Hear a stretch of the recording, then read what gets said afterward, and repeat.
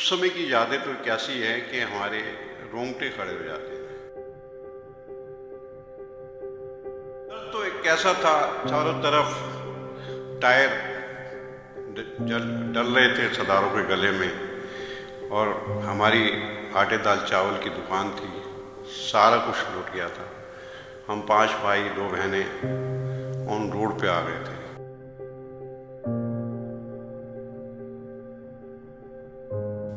आप जब ये 37 साल की बातें याद करते हैं तो आंखें नम हो जाती हैं, और दिल इतना टूट गया था कि आप पूछो नहीं। उस समय के जो नेता थे जिन्होंने दंगे करवाए,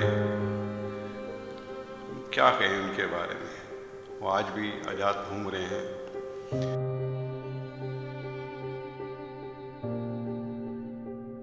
आज भी वो उस मंजर को याद करते हैं तो हाथ के बाल खड़े हो जाते हैं, आंखें नम हो जाती हैं, दिल बड़ा पसीज जाता है कि हम भी इस देश के वासी थे, हमारे साथ ऐसा क्यों हुआ।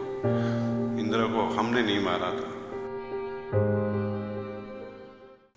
आप देख रहे हैं नवोदय टाइम्स पंजाब केसरी टीवी। 1984 के सिख दंगों को करीब 35 साल से ज़्यादा हो चुके हैं, लेकिन अभी भी जख्मों का जो मरहम है वो नहीं लगा है। लेकिन उसके बावजूद उस समय जिस तरीके से दंगों के हालात थे और उसके बाद बहुत सारे परिवार थे जिनका सब कुछ निछावर हो गया था, लेकिन अब वो फर्श से अर्श तक पहुंच चुके हैं। लेकिन जिस तरीके से लोगों ने उस समय के बाद लोगों ने मेहनत की, और आज बहुत सारे लोग ऐसे हैं जो एक अच्छे मुकाम पर पहुंच चुके हैं। उनमें से आज हमारे साथ मौजूद हैं अमरजीत सिंह जी। अमरजीत जी, पहले तो ये बताइए कि उस समय के हालात किस तरीके के थे, आपने अपनी जान किस तरीके से बचाई, और क्योंकि आप उस समय खुद विक्टिम भी रहे हैं। आप वो 35-36 साल पुरानी बातें जब ये करते हैं तो ऐसा लगता है कि हमारे रोंगटे आज फिर खड़े हो गए। आज के दिन को जैसे हम याद करते हैं तो ऐसे लगता है कि वो एक जलजला था। उस जलजले से हम कैसे निकले हैं ये हम ही जान सकते हैं। आप तो सिर्फ बातें कर सकते हैं। जिनके साथ, हमारे लोगों के साथ ये काम हुआ है, हम ही इसका दर्द महसूस कर सकते हैं, और जिसको दर्द होता है वही इस दर्द को महसूस कर सकता है। आप अपना जो दर्द है वो हमारे दर्शकों के साथ साझा करेंगे। दर्द तो एक कैसा था, चारों तरफ टायर डल रहे थे सरदारों के गले में, और हमारी आटे दाल चावल की दुकान थी। सारा कुछ लूट गया था। हम 5 भाई 2 बहनें ऑन रोड पे आ गए थे। लेकिन अपनी मेहनत, अपनी लगन, अपनी ईमानदारी से और वाहिगुरु की बख्शिश से आज 35-36 साल बाद बहुत अच्छा, परमात्मा ने बहुत अच्छा दिया। बहुत अच्छे स्केल पे काम कर रहे हैं।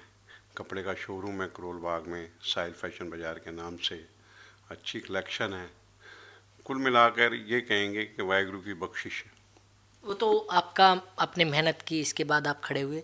लेकिन अगर उस मंजर की बात करें जिस समय 1984 में नवंबर के समय ये जो मंजर हुआ था, उस टाइम आप कहाँ पर थे? कुछ जो बयां जो आपके साथ घटना घटी वो हमारे दर्शकों के साथ साझा करेंगे। उस समय मेरी कोई उम्र थी, कोई 25-26 साल। यंग था मैं, अनमैरिड था। उस समय की यादें तो कैसी है कि हमारे रोंगटे खड़े हो जाते हैं।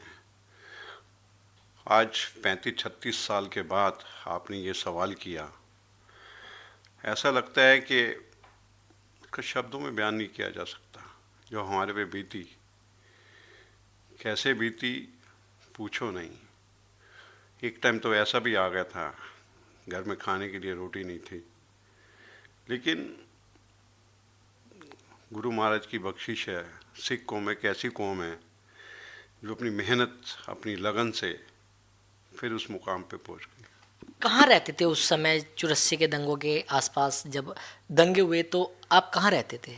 उस समय हमारी दुकानें तो कसाबपुरा सदर बाज़ार, नियर सदर बाज़ार के बीच में थी। दुकानें लूटने के बाद मन उस जगह से इतना टूटा, हमने वो दुकानें भी बेच दी। हमारे गोदाम पे कब्जा कर लिया था दंगाइयों ने, वो गोदाम भी हमें नहीं मिला। उसके बाद मन उस इलाके से इतना टूट गया, हमने वो दुकानें औने पौने भाव में बेच दी। फिर जाके हमने अपना कपड़े का काम चालू किया। आज वाहिगुरु की मेहर है, कपड़े का काम कर रहे हैं। 36 37 हो गए, सब भाइयों का कपड़े का काम है और सब भाई आज वेल सेटल हैं। किस तरीके का सफल रहा, कितना चुनौतीपूर्ण रहा, क्योंकि सब कुछ कहें तो बर्बाद हो चुका होगा। बहुत मेहनत की, इतनी मेहनत की कि उसको शब्दों में बयान नहीं किया जा सकता। और बच्चों को पढ़ाया। आज एक बड़ा बेटा डॉक्टर है, डेंटिस्ट है, छोटा बेटा मेरा सिंगर है। और आप जब ये 37 साल की बातें याद करते हैं तो आंखें नम हो जाती हैं और दिल इतना टूट गया था कि आप पूछो नहीं। उस समय के जो नेता थे जिन्होंने दंगे करवाए, हम क्या कहें उनके बारे में। वो आज भी आज़ाद घूम रहे हैं। क्या सरकारें हैं हमारी, आज भी वो आज़ाद घूम रहे हैं और हम लाचार थे, बेबस थे। लेकिन फिर भी कहते हैं वाहिगुरु तेरा शुक्र है, तेरा हर वक्त शुक्र है। सुबह शाम उसका शुक्राना ही अदा करते। 36 साल हो गए, 36 से ज़्यादा साल हो गए, 35 से ज़्यादा।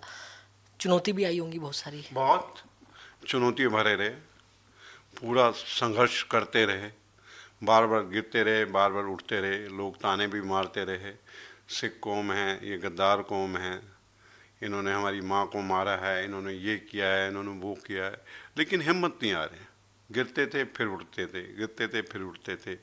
आज फिर मैं ये कहूँगा, बार बार कहूँगा, वाहिगुरु की बड़ी बख्शिश है। लेकिन कहें कि समाज में भी एक तरीके से कहीं ना कहीं जब 84 के दंगे हुए तो सिखों को दूसरे नज़रिए से देखने लग गए थे लोग। आपने ये महसूस किया कभी? बहुत ज़्यादा महसूस किया। उसके बाद तो ऐसे लगा 2-3 साल जैसे कि हम इस देश के वासी ही नहीं हैं। लोग हमें नफ़रत की नज़र से देखते थे। नफ़रत की नज़र से देखते क्या थे, हमसे नफ़रत ही करते थे। लेकिन आज लोगों को पता चला है, कोरोना काल में हमने कितनी सेवा की है। मैंने खुद वृद्धाश्रम में कितनी सेवा की है। 13 साल से दिल्ली गुरुद्वारा प्रबंधक कमेटी गुरु नानक सुखशाला में लगातार 13 साल से सेवा कर रहा हूँ। आज भी वो उस मंजर को याद करते हैं तो हाथ के बाल खड़े हो जाते हैं, आंखें नम हो जाती हैं, दिल बड़ा पसीज जाता है कि हम भी इस देश के वासी थे, हमारे साथ ऐसा क्यों हुआ। इंदिरा को हमने नहीं मारा था, इंदिरा को हमने नहीं मारा, इंदिरा को हमने नहीं मारा था, इंदिरा को मैंने नहीं मारा था, मेरे साथ ऐसा अन्याय क्यों हुआ। और आज के टाइम में जिनके नाम पहले उछले जाते थे, कांग्रेस गवर्नमेंट ने फिर उस नेता को अपने मंत्रिमंडल में फिर शामिल कर रहे हैं। ये एक सिखों के लिए बहुत बड़ा धब्बा है और ऐसा लगता है कि सिख कौम पे एक बहुत बड़ा तमाचा है। अच्छा, उस समय के जो मतलब कि कुछ लोग अभी जेल में हैं दंगों के, जो जिन पर आरोप लगे, आरोप के बाद साबित भी हुए, कुछ लोग जेल में हैं। क्या लगता है कि जख्मों का जो मरहम लगा है? बिल्कुल लगा, बिल्कुल जख्मों पे मरहम लगा। लेकिन क्या हुआ, जिनके जाने थे चले गए, जिनका नुकसान होना था हो गया। इस सिख के बेटे चले गए, जिसका पति चला गया, उससे जाके हाल पूछो। आज भी वो बेबस हैं, लाचार हैं, क्या करें, कहाँ जाएं। यादें भुलाई नहीं जा सकती, यादें कभी नहीं भुलाई जा सकती। यादें तो यादें ही बन के रह जाती हैं। किनके परिवारों के परिवार ख़त्म हो गए, उनके गले में टायर डाल के जला दिया गया। ये कहाँ का अन्याय है। हम अपने ही देश में फिर हम गुलामों जैसी ज़िंदगी हो गई थी। लेकिन आज फिर वाहिगुरु की हिम्मत है। कोरोना काल में कितनी सेवा की, सिलेंडर की कितनी सेवा की, राशन की कितनी सेवा की, लंगर की कितनी सेवा की। सिख कौम का इतिहास आज भी सबको मालूम है, किसी को कुछ कहने की ज़रूरत नहीं है। जब ये मंजर परिवार के साथ साझा करते होंगे तो किस तरीके का माहौल देखने को मिलता है? डर लगता है, दिल बिल्कुल ऐसा हो जाता है कि बस पूछो नहीं। यादें फिर हरी हो जाती हैं। पर क्या करें, ये दिन जब भी आते हैं ऐसा लगता है कि हम शब्दों में बयान नहीं किया जा सकता। अच्छा, आखिरी में कुछ कहना चाहेंगे आप? आखिरी में तो यही कहना चाहेंगे, हम अपनी मेहनत, ईमानदारी और लगन और वाहिगुरु की बख्शिश के साथ आज एक अच्छे मुकाम पे हैं। दंगाइयों ने हमारा सब कुछ लूटा, सब कुछ लूटा। पूरी राशन की दुकान थी, पूरी खाली हो गई, पर वो एक चीज़ लूटना भूल गए, हमारा नसीब नहीं लूट पाए। हमारा नसीब हमारे साथ था, हमारे पास गुरु की बख्शिश हमारे साथ थी। आज उस जगह पे हम फिर पहुंच गए। वाहिगुरु जी का खालसा, वाहिगुरु जी की फतेह। उस समय का जो मंजर था वो शब्दों में बयान नहीं किया जा सकता। ये कहना है 1984 के विक्टिम अमरजीत सिंह जी का। आप देख रहे थे नवोदय टाइम्स पंजाब केसरी टीवी।